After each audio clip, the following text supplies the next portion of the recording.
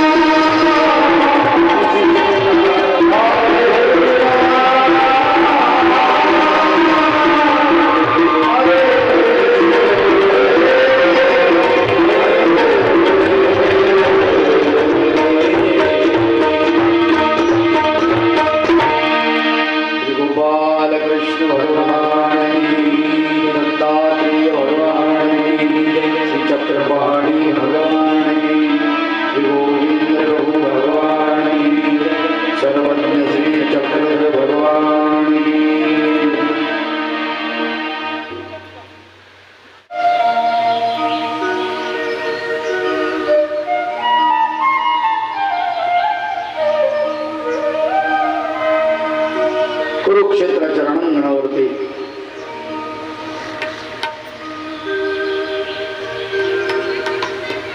महायुद्धाच्या तयारीने जमलेल्या समग्र कौरव आणि पांडव या दोन्ही सैन्याच्या मधामध्ये घनघोर अशा प्रकारचं युद्ध झालेलं आणि त्या युद्धामध्ये वित्तहानी मनुष्यहानी प्रचंड प्रमाणामध्ये झाली.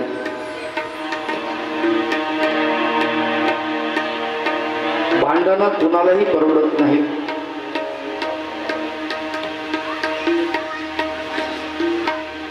दोन्ही बाजूनी नुकसान असतं.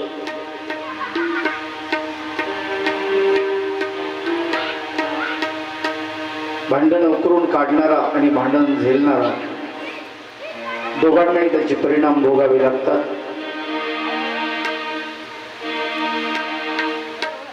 बाजू सत्याची असू द्या की असत्याची असू द्या, नुकसान दोन्हीकडे होतं. विजय कोणाचा येऊ द्या, दोघांनाही दुःख सहन करावं लागतं.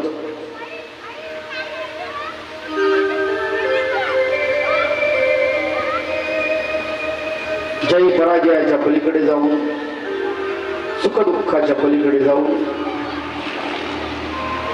लावहानीच्या पलीकडे जाऊन भगवंत अर्जुनाला शिकवतात, युद्धाची परिस्थिती तू जरी आणली नाहीस तरी युद्ध तुला करावं लागणार आहे. युद्ध तुझ्या माथी थोपवल्या गेलं जरी असेल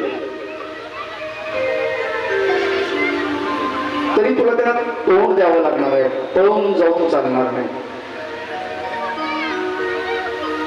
माणूस परिस्थितीला तोंड न देता पळायला लागला तर किती दिवस पळेल? एक दिवस त्याला परिस्थितीशी सामना करावाच लागतो, दोन हात करावेच लागतात. आणि मग सुरुवातीपासूनच जर असं केलं तर काय अडचण? जोपर्यंत युद्धाला तोंड फुटत नाही तोपर्यंत सुलानाम्याची भाषा ही फार महत्वाची असते. सामंजस्याची भाषा फार महत्वाची असते. दोन्ही पक्षांनी एकत्रित बसून हा विचार करायचा असतो, काय चांगलं काय वाईट त्याचा उहापोह करायचा असतो.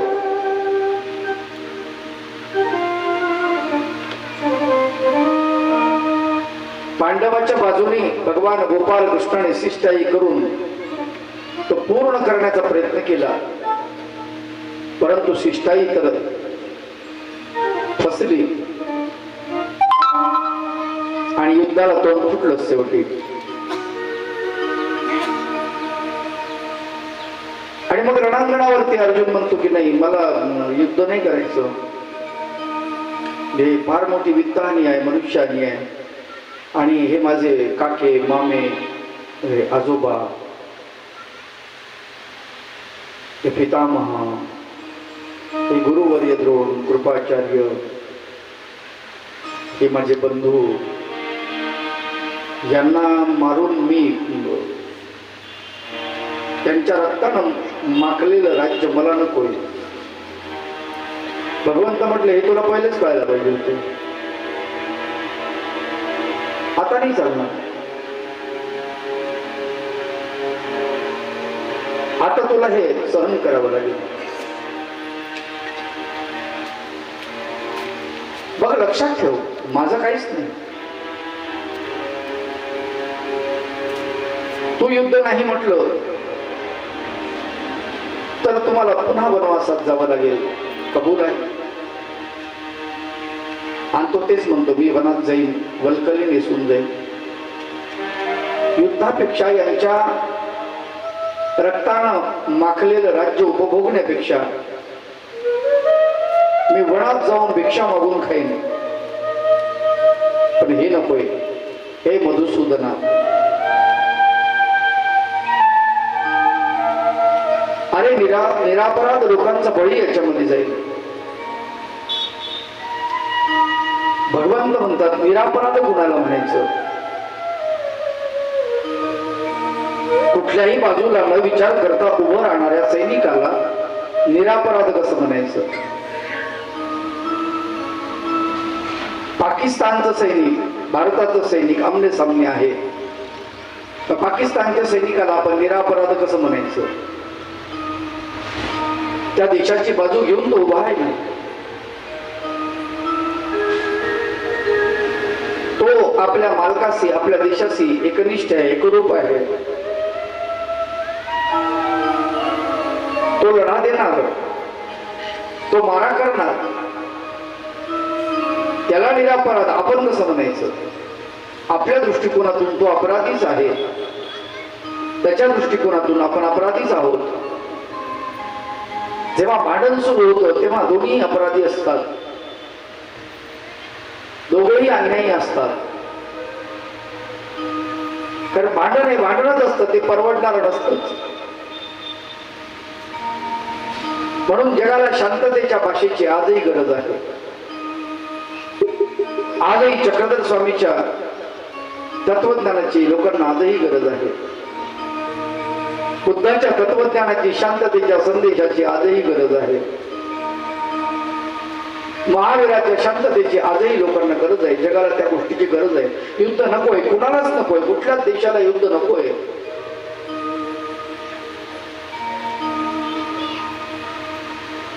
युद्धामध्ये फायदा होतो फक्त शस्त्र बनवणाऱ्या देशांचाच. आजही बघा, शस्त्र बनवणाऱ्या कंपन्या ज्या ज्या देशामध्ये आहेत त्या देशांना वाटतं युद्ध झालं पाहिजे. असंच आहे. औषधी बनवणाऱ्या कंपन्यांना असं वाटतं जगामध्ये रोगाचं थैमान माजलं पाहिजे. असंच आहे. म्हणजे आपल्या औषधीचा खप होईल, लोकांपर्यंत आपलं औषधी पोहोचेल.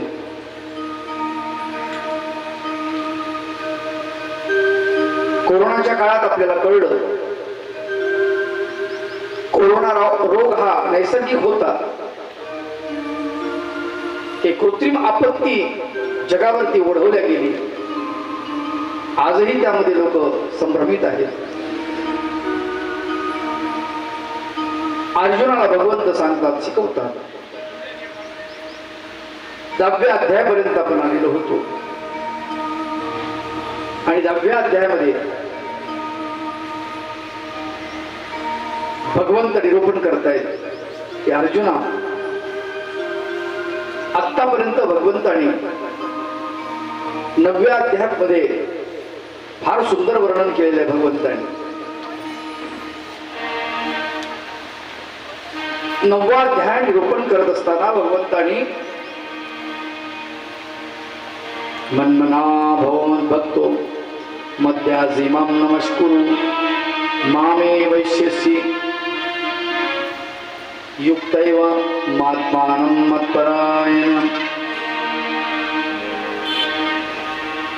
मन माझ्या ठिकाणी लावा असं म्हटलेलं आहे भगवंतानी. मनाला माझ्या ठिकाणी लाव. मन मना भव मत भक्तो, माझी भक्ती कर. मद याची, माझं पूजन कर. माम नमस्कुरु, मला नमस्कार कर. मामे वैश्यशी युक्तैव, माझ्याशी युक्त हो. मात्मानं मत्परायण, मत्परायण हो, माझ्यामध्येच परायण हो.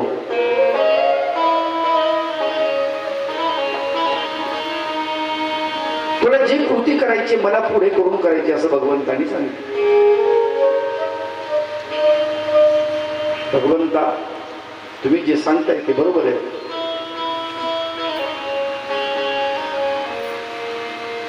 पण हे करत असताना आम्ही परमेश्वर कसा ओळखावा? नाही, परमेश्वर ओळखण्यासाठी जे तंत्र लागतं, जे ज्ञान लागतं ते आमच्याकडे नाही आहे. मग तो कसा ओळखला पाहिजे? तो पाषाणात आहे का, तो काष्टामध्ये आहे का, तो मातीत आहे का, तो कशामध्ये आहे? चराचर सृष्टीत जर भरून उरलेला आहे तर मग त्याला नमस्कार कसा करावा? तो आहे कुठे? कुठून त्याला वंदन करावं? कुठून सुरुवात करावी? कशी भक्ती करावी? असे अनेक प्रश्न निर्माण होतात. काय करावं यासाठी? अशा असंख्य प्रश्नांची उकल जेव्हा करायला जातो आपण, तेव्हा आपल्याला उत्तर सापडत नाही. तुकडोजी बाबाचं एक भजन फार सुंदर आहे. हर भेष में तू, हर देश में तू, हर भेष में तू, हर देश में तू, हर भेष में तू, तेरा नाम अनेक तू, एक तू.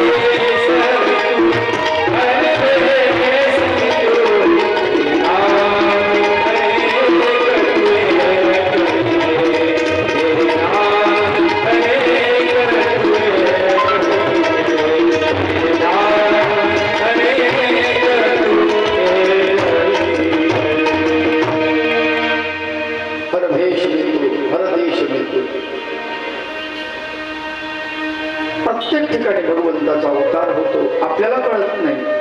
आपल्याला विहित पार 5 अवतार सांगितले म्हणून आपण त्याच्यावरती आपली श्रद्धा आहे. पूजनीय स्मरणीय वंदनीय 5 अवतार आपल्याला सांगितलेत म्हणून आपण तिथे आहोत. कितीतरी अवतार असतील. देवानं सांगितलं चक्रधर भगवंतांनी बाई अनंत अवतार, अनंत अवतार अनंत परीने जीवाचा उद्धार करण्याच्या पाठीमागे लागलेले आहेत.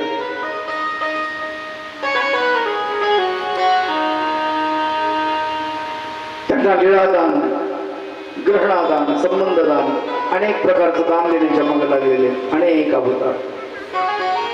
कसा दिसेल तो आपल्याला? कुठल्या रंगामध्ये तो अटकलेला थोडाच आहे? कुठल्या देशाच्या सीमा तरी त्याला बांधू शकतात का? नाही. तो सगळ्या रंगामध्ये आहे, परंतु त्याचा रंग वेगळाच आहे. तो सगळ्यामध्ये गुंतून आहे, पण तरी तो मोकळा आहे. महावाक्यामध्ये निर्वचनामध्ये वर्णन आलेलं आहे, फार सुंदर वर्णन आलेलं आहे.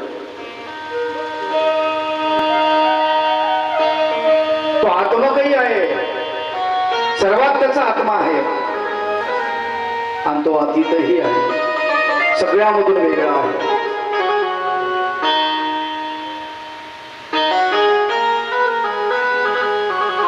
तो कर्ताही आहे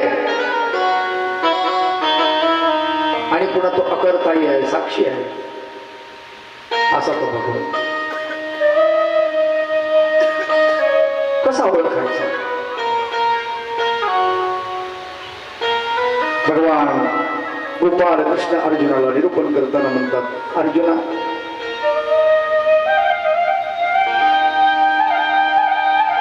बघ म्हणाले, हे महाबाहो,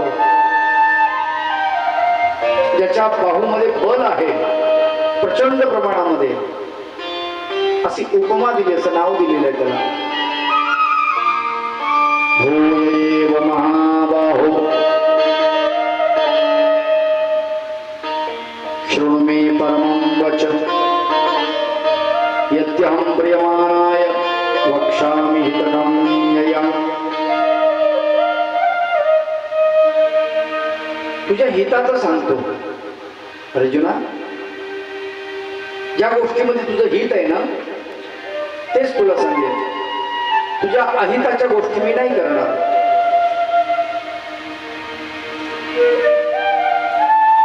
जे तुझ्या आत्म्यासाठी प्रिय आहे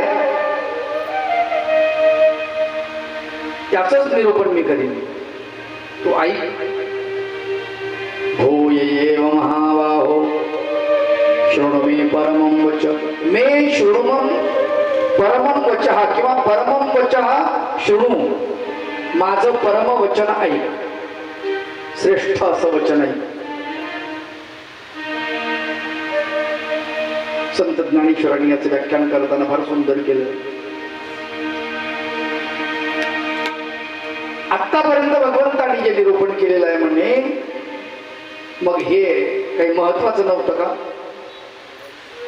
आता म्हणतात की माझं परम वचन ऐक, मे परमं वचः शृणु. असं जेव्हा भगवंत म्हणतात की माझं परम वचन ऐक, मग आतापर्यंत काय हलके हलके वचन होते का? म्हणजे का आतापर्यंत देवान नुसतं काय गप्पा केल्या का? काही गोष्टीच केल्या? 9व्या अध्यायापर्यंत काय गप्पा मारल्या भगवंतानं? फार सुंदर प्रश्न विचारला त्यांनी. मग आता काय म्हणतात? मे शृणु वचः परमं वचः शृणु म्हणून माझं परम वचन ऐक. आता काय म्हणतायत? म्हणजे त्याचा असा आहे,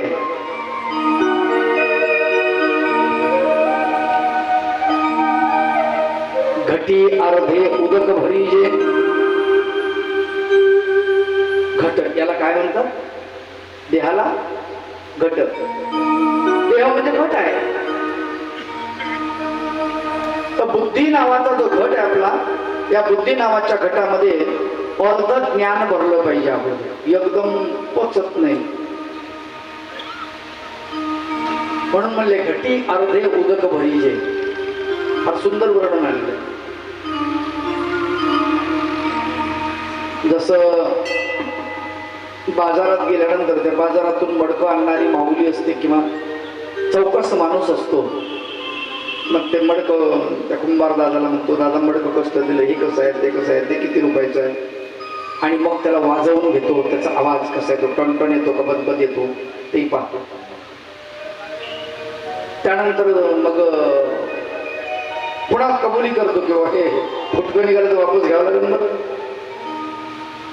तेव्हा ते चिंता करू नका. पण तो कुंभार म्हणतो, एकदम पाणी भरू नका नाही तर फुटून जाईल. काय एकदम भरू नका नाही तर फुटून जाईल. त्याला माहिती.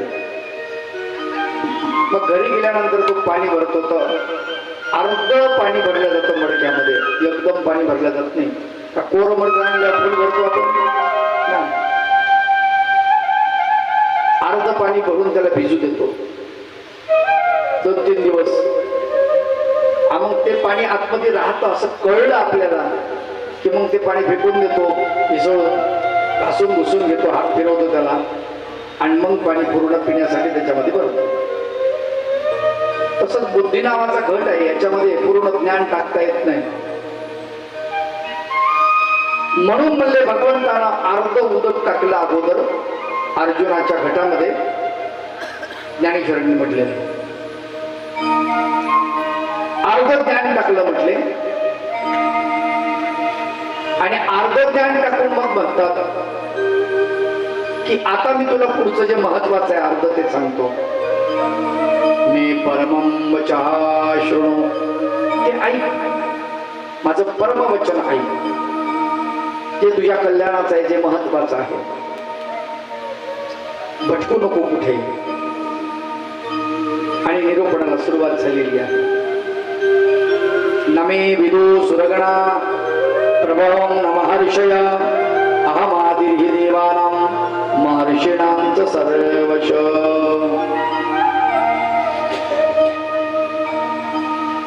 तू या ग्रंथात पासेल, त्या ग्रंथात पासेल, त्या ग्रंथात पासेल, पण तुला मी सापडणार नाही.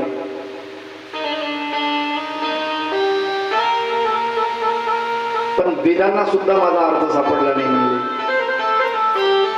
म्हणजे वेदांनी सुद्धा मी कसा आहे हे आम्हाला कळत नाही असं सांगितलं. वेद इमानदार झाले ते नेती नेती म्हणाले. इमानदार झाले ते नेती नेती न येती न येती आम्हाला कळत नाही, म्हणजे आम्हाला समजत नाही.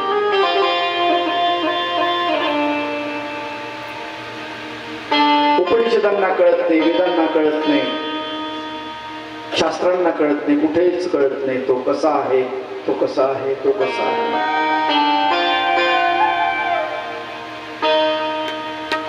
शेषाने त्याचं वर्णन करण्याचं ठरवलं आणि त्याची जिव्हा जी आहे ती चिरली, तिचे 2 भाग झाले जिभेचे. नाही वर्णन करू शकला तो कसा आहे. तो अमूर्त आहे, तो अव्यक्त आहे, तो अकर्म आहे, तो अजन्म आहे. अजन्म आहे तरी जन्म घेतो, अकर्ता आहे तरी सर्व करतो, तो अव्यक्त आहे तरी व्यक्त होतो. नाही का? आपण मानतो अवताराच्या रूपाने तो प्रगट झाला, अवतरित झाला. अर्जुनाला ज्ञान दिलं, यदुराजाला ज्ञान दिलं, माहिमभट्टाला भट्टवासांना ज्ञान दिलं, जोगऱ्याला ज्ञान दिलं. दिलंच ना ज्ञान, प्रगट झाला, अवतरित झाला. मग कुठे अव्यक्त आहे तो? आता व्यक्त झाला ना. तो अमूर्त आहे पण मूर्त रूप झाला ना, शरीरामध्ये आला. तो अजन्म आहे, कुठला अजन्म आहे? जन्माला आला ना. नाही का? मग असा आहे का कसा आहे? तो कसा आहे कसा आहे तेच कळत नाही, त्याचं वर्णनच करता येत नाही.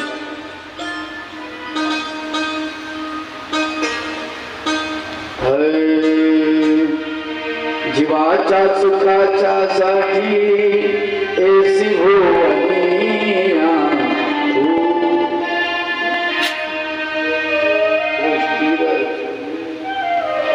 जीवाच्या सुखासाठी ऐसी भुवनिया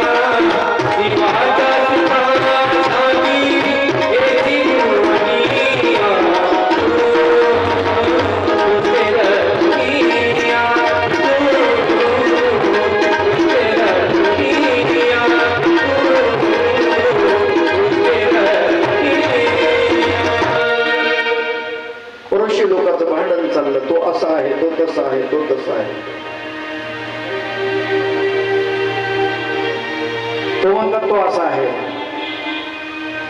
एक ऋषी दुसऱ्या ऋषीचं मत खंडन करतो, दुसरा ऋषी तिसऱ्या ऋषीचं मत खंडन करतो. द्वैता अद्वैतामध्ये खंडन चालू आहे. द्वैत अद्वैताचं खंडन करतो, अद्वैत द्वैताचं खंडन करतो. शास्त्रामध्ये खंडन मंडन चालू आहे. तो कसा आहे कुणालाच कळत नाही. सोपं नाही त्याला समजून घेणं. त्याला समजून घेत असताना चांगल्या चांगल्या चित्रितात तिरपट उडते. भगवंत म्हणतात की मला सुरगण जाणू शकत नाही. न मे विदो सुरगण, वेद मला जाणू शकत नाही. प्रभवम न महर्षय, मला कोणीच प्रभावित करू शकत नाही. आपण तीच तर धडपड करत असतो. लहान लेकर पाहुणे आल्यानंतर जास्त गडबड करतात की नाही? आपल्या लक्षात येतं का गडबड करतात. ते स्वतःकडे आकर्षित करून घेत असतात. त्यांना वाटतं माझ्याकडे बघावं. कोणी अरे वा छान पोरगं नाचतं बरं का, असं म्हटलं पाहिजे असं त्यांना वाटतं. अरे वा सुंदर चांगलं आहे पोरगं आहे, खोडकर आहे असं म्हटलं पाहिजे. अधिक अधिक ते खोड्या करतात, जास्त खोड्या करतात, गप्प बसत नाही. लहान लेकराला सुद्धा वाटतं, स्वतःचा प्रभाव टाकण्याचा ते प्रयत्न करतं.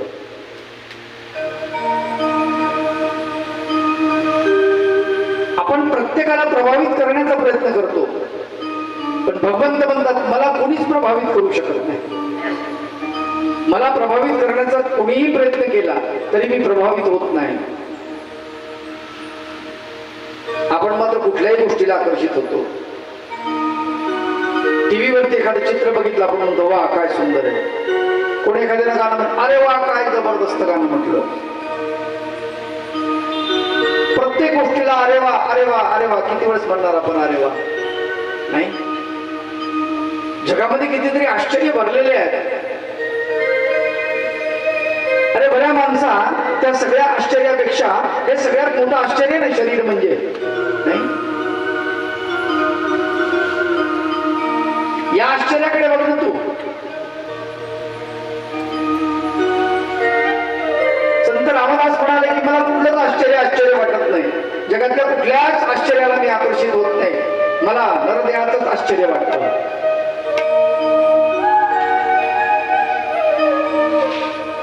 धन्य धन्य हा नरदेहो, तेथील अपूर्वता पाहो. जो जो विजय परमार्थ लाभो, तो तो पावे सिद्धी ते. मला याच्याकडे पाहिल्यानंतरच आश्चर्य वाटतं. म्हणजे कुठलंच आश्चर्य वाटत नाही जगामध्ये, कसलंच वाटत नाही. काही दाखवा त्या गोष्टीचं मला आश्चर्य वाटत नाही, पण हे या गोष्टीचं मात्र आश्चर्य वाटतं.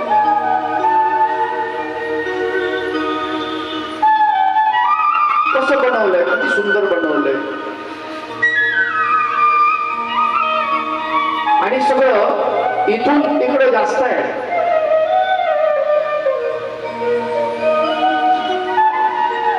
पाच कर्मे ज्ञानेंद्रिय इथून इकडेच आहे. पंच ज्ञानेंद्रिय आरतीच्या वर सामुग्री इकडेच आहे. हरि सुंदर नंद मुकुंद हरि नारायण